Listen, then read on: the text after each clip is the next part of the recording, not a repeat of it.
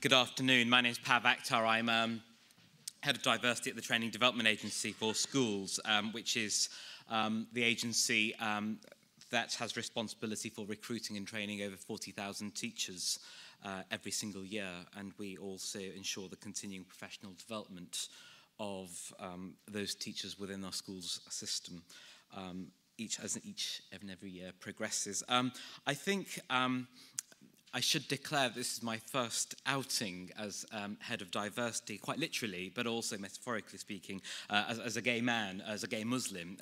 I'm also incredibly proud.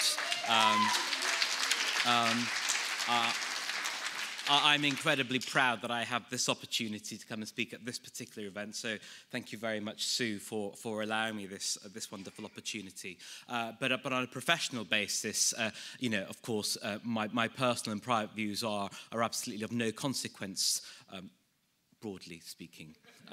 Of course. In my role as head of diversity, my responsibility is to ensure that the school's workforce is adequately representative and inclusive of all communities and all sections of our society within the UK, within Britain. I want to thank, before I do go into my presentation, I'm just trying to work out how this bloody clicker works because I haven't quite got that yet. There we are. Okay, there we are. Sussed it. I just want to thank Mark Jennett and Sue Sanders, colleagues at the TUC, the Trades Union Congress, and the Department for Children, Schools and Families for their support in the work that I do. I think there are enormous challenges to ensuring that the school's workforce meets the needs of young LGBT people, lesbian, gay, bisexual, transgendered people, and also their families and supporters. It's absolutely critical that we are taking up the issues and meeting the needs of our young LGBT people and promoting and celebrating the diversity that is very much exists within our school's environment, but also in wider society. There are enormous challenges, I'm afraid, still to reassure staff within the school's workforce that it's okay to do gay, that we are allowed to discuss, that we are allowed to engage and debate and explore issues around sexualities, around equality, around challenging homophobia, that the law provides sufficient resource and remedy to guide and support the work that we do in our schools. Sadly, not all of our colleagues within the school's workforce understand that. Not all our colleagues within the school's workforce practice that. My responsibility, as I say, I'm very, very new to the agency now, is to ensure that we are getting to a place where we are able to make good progress. I want to focus on legislation, because I think legislation is a wonderful thing, and policymakers, though I'm no Miss Fontaine, or I'm not going to do a big colourful presentation or a song or a dance for you, much as I would like to, and much as I'm sure I am capable of, I'm going to stick to legislation. It's not quite as dull as you might expect.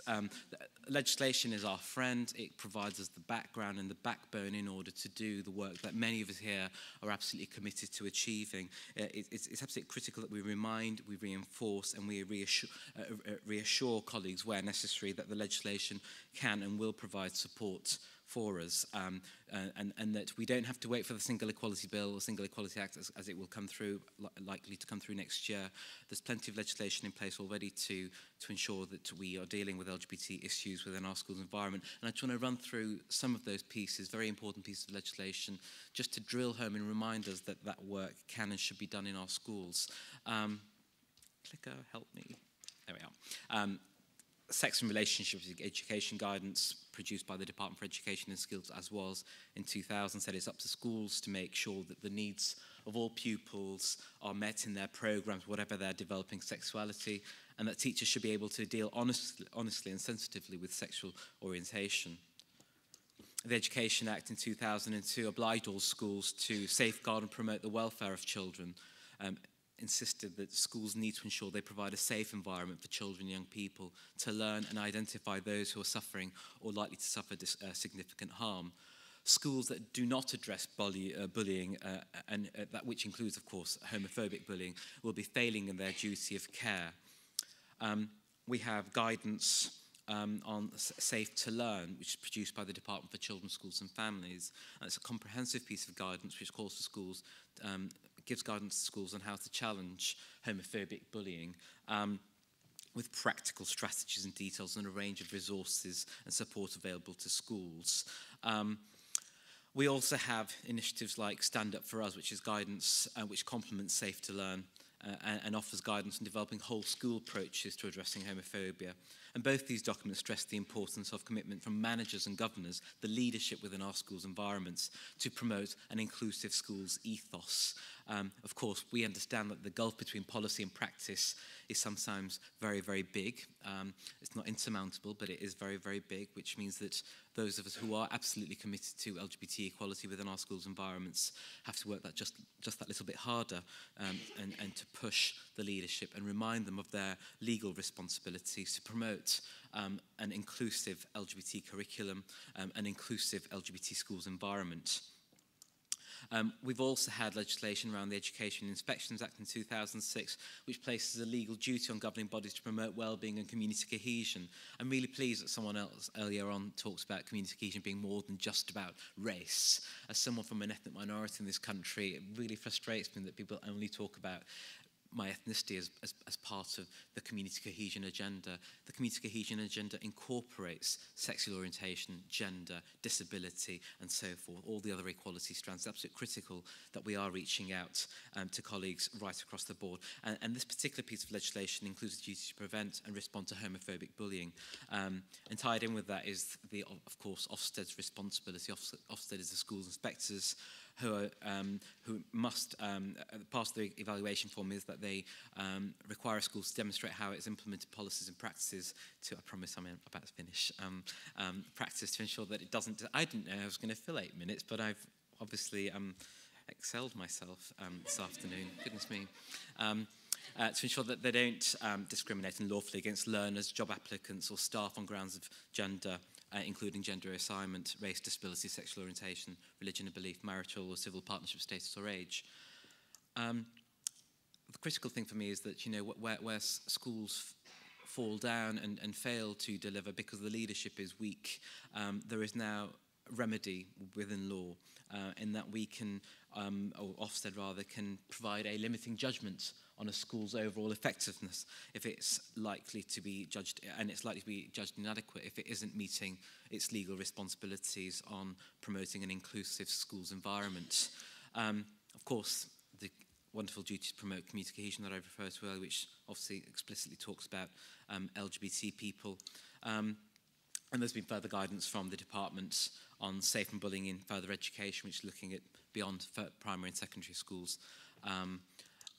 And lastly, the Every Child Matters agenda, which is a wide overarching piece of policy, statutory policy, that the Department for Children, Schools and Families uses to shape the whole school approach. And we've had ministerial support very, very clearly and strongly advocating that every LGBT child matters, that every child matters includes LGBT people. They're a critical and instructive and core part of the work that we do.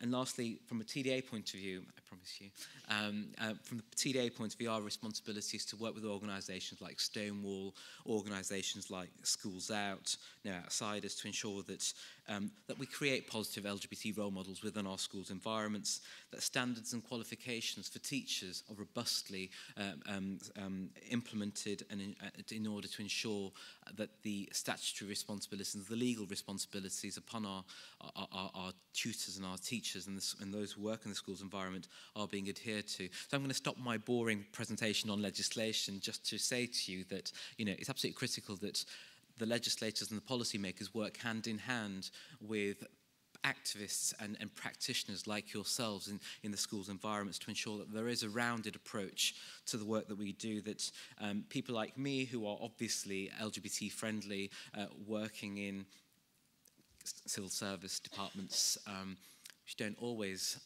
necessarily understand what LGBT issues are, that we can demonstrate there is a critical need for supporting LGBT people, and that there are people like you, ordinary, regular people in our community, saying that we absolutely need to ensure that LGBT issues are taken up and are supported in our schools' environments.